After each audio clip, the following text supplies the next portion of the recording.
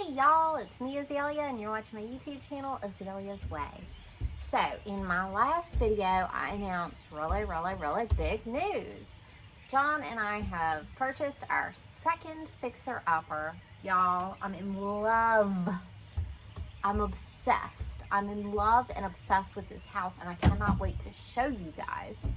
It is, oh my God, it feels like destiny and cosmic. It's beautiful, historic, the details. I'm obsessed with this house. So I said, y'all, ask me y'all's questions. So one question is, how do I have the money to do this? Okay, so the reason I have the money to do the second fixer-upper is because of the profit on the first fixer-upper. So I will tell you how I saved money to buy with cash half, because I was in a partnership, of my first fixer-upper.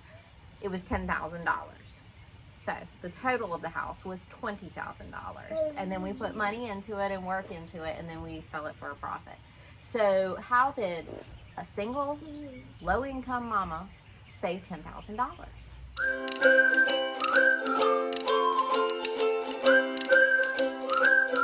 Okay, so first of all, like, what was my income?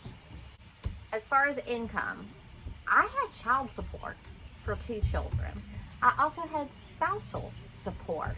Up until the point that John and I moved in together, I had spousal support because my ex-husband had an affair and lost all of our joint property, so I was not to blame for that situation.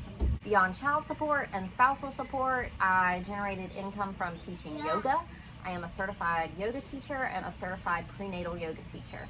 I also create content. I have Patreon, I have ad revenue, I have sponsorship partnerships, and I also did elder care for a period of time. Here's the second thing, and this is the important thing, is that I learned how to live on as little money as possible. Y'all, excuse all this excess noise. There's like road construction going on. I cannot find a quiet moment anymore on this porch. All right, we're inside. It was too loud out there. But let me tell y'all about learning to live on as little money as possible and then putting everything else into your savings. So first thing I would say is see what you qualify for out of government assistance. There is no shame in my game. No shame in my game whatsoever. I'm trying to build a solid, productive family over here. So what did I qualify for from government assistance with my income? I qualified for Medicaid, full coverage for me and my 2 children, so I had no medical expenses.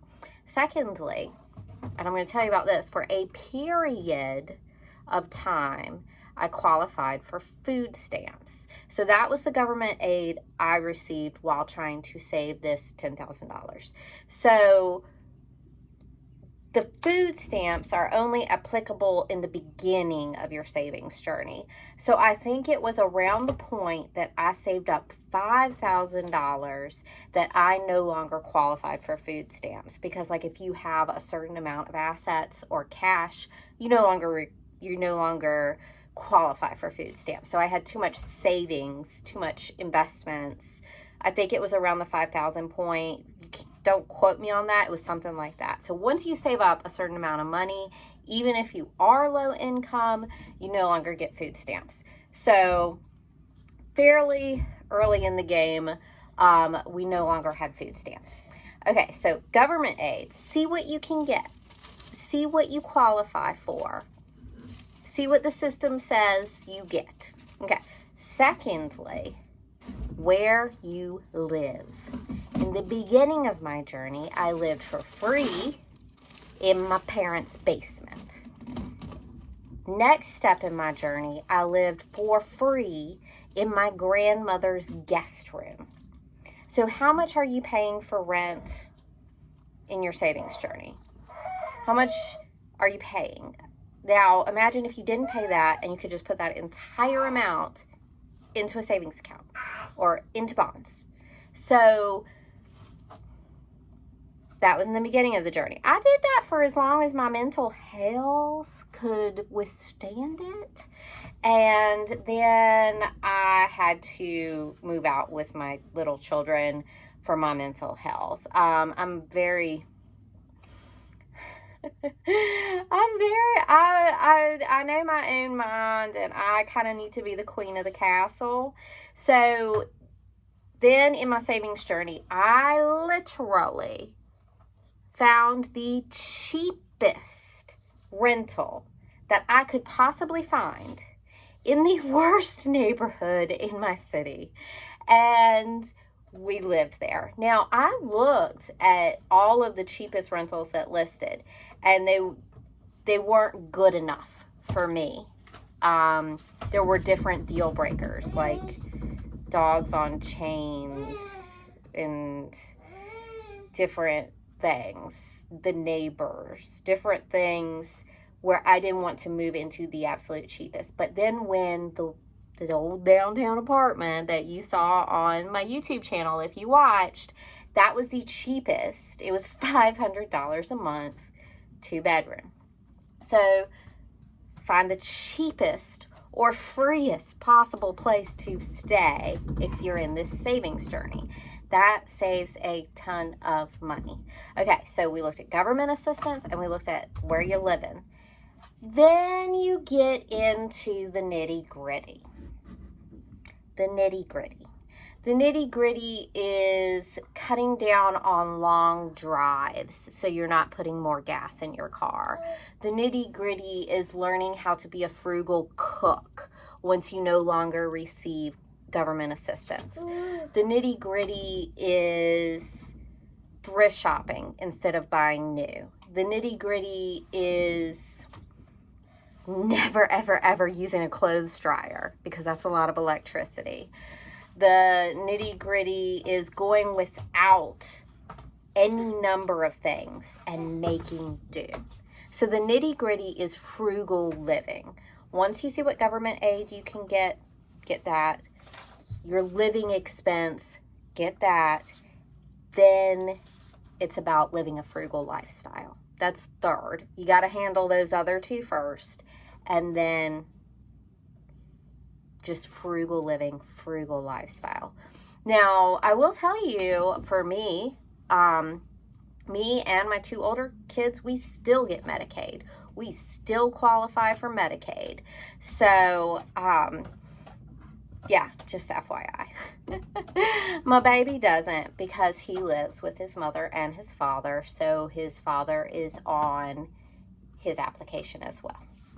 Okay, so moving on. We've talked about spending as little as possible. We've talked about what the income sources were. And then the third thing is how and where I put the money that I did save. That is also important. That is important. So I put all my money, not in a savings account. I actually tried a savings account, but my savings account was hooked up to my banking account. So if I overdrew my banking account, it came out of my savings account. So it was just like a banking account in my psychology. So that was a no-go for me. I had to take all my money and put it in stocks and bonds. Okay, there are a variety of apps. I use Stash, S-T-A-S-H, where I can do micro investments. If I have 50 cents, I can put it in an investment. And I put all of my money in stocks and bonds. My money did grow. My money did grow during that time period. And when we bought this fixer-upper and I needed to take $10,000 out of the account, my money had grown from what I had put it in. Now, I will say, after we got this house, the market and my investments went down. So I kind of got my money out of the market at a really good time to convert that investment into real estate. Anyway, the main point I'm telling you is to put your money somewhere you can't touch it. So once my money is in stocks and bonds, sure, I can sell it and get it back, but it takes a day to clear the market and come out of the stocks and bonds. Then it's in your account, and then it takes like a day or two to come out of your investment account back into your bank account. So there is no option to do impulse spending. It is not an option.